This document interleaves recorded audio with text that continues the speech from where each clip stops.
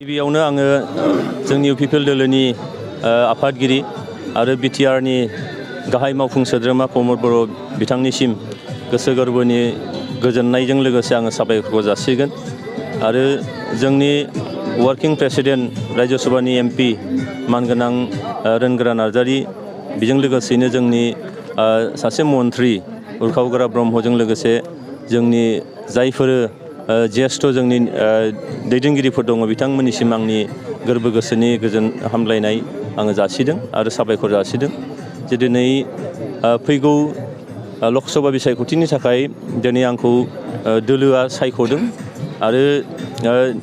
निस्सय हयथ' माबा मोनसे सिन्था खालामदों जे दिनैहाय आंनि सायाव फैगौ क'क्राझार लकसभा समस्तिखौ बारहोनांगौनियाव आंनियाव हयथ' माबा मोनसे नुदों आंखौ फोथायदों आरो फोथायनायनि थाखायनो दिनै सायख'दों जेला आङो साननानै लादों जे जुदिअबा आङो दिनै सिडली समस्तिनि एक्जिस्टिं MLA आङो दिनैहाय फ्राय बोसोरथाम जानो थांगासिनो दं आखायाव आरो बोसोरनैसो समस्तिनि रायजो राजानि जानानै खामानि मावबावनांगौमोन अब्लाबो दोलोआ जेखौ सिन्था खालामदों लोगोसेनो जोंहा आसामाव NDA एलायन्स जोंहा दङ बेयाव आसामनि गिबि मन्त्रि डक्टर हिमन्त बिश्व शर्मा बिथांनि दैदेननाय सरकार सोलिनानै दङ आरो दिनै NDAनि जोंनि जिफोर दोलोफोर दङ बे दोलोनिफ्रायबो आंनि फारसे जिखौ मोनसे फोथायनाय लाखिनानै जेखौ सायख'दों दा आङो NDAनि जिखिनि आंनि सायाव फोथायनाय लाखिनाय आरो UPL दोलोनि आंनि सायाव जिखिनि फोथायनाय लाखिनाय बे फोथायनाय लाखिनायखौ आङो सन्मान होनानै आङो दिनैहाय बिजाथि महरै गसंनो आङो थियारि जादों आरो बेनिखायनो आङो मिजिं खालामो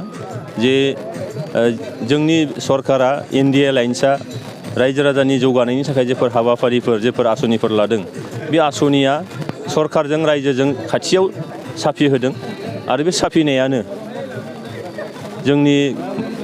सरकार आरो रायजो राजानि गेजेराव भटार रायजो राजानि गेजेराव मोनसे फोथायलायनाय मोनसे बिसास बे फैदों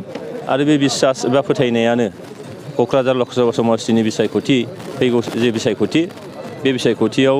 जोबोद गाहामैनो बारलांनो हागोन आंहा बेखौ फोथायनाय दं। नोंथाङा जिहेतु नोंथांनि समस्तिनिफ्राय गुबुन गुबुन समस्तियाव खामानि मावनांगौ जागोन दा बिसायख'थियाव माबायदि नोंथाङा रायजो राजानि गेजेराव नुजाहैनो थांखि लादों? बे NDA एलायन्सनि थांखि जागोन जे बोरैहाय रायजो राजानिसिम जोङो आंखौ खाथियाव लांनो हायो बा आङो रायजो राजासिम बोरै साफिनो हायो दा पार्सनेलि हयथ' बेयाव जेबो सोलिनाय नङा जे दोलोआ बा पार्टिया जेखौ खालामगोन बा NDA एलायन्सआ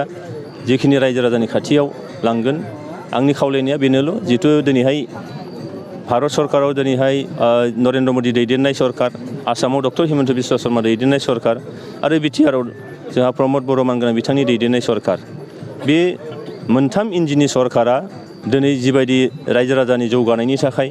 आसामखौ जौगाहोनायनि BTRखौ दिनैहाय गोजोन थासारिजों लोगोसे दिनैहाय ग्रिन बड'लेण्ड आरो स्मार्ट बड'लेण्ड खालामनायनि जिफोर थांखिफोर बे थांखियानो दिनै रायजो राजाया जोंनि खाथियावबो साफिगोन आरो जोंबो दोलो हिसाबै NDA हिसाबै रायजो राजानि खाथियाव साफिनो हानायनि जोंहा जोबोद लामाफोर दङ आरो बे लामायानो जोंखौ फैबाय थानाय लकसभा बिसायख'थियाव जोबोद मोजाङै बारनो हागोन आं बेखौ नुहुरदों।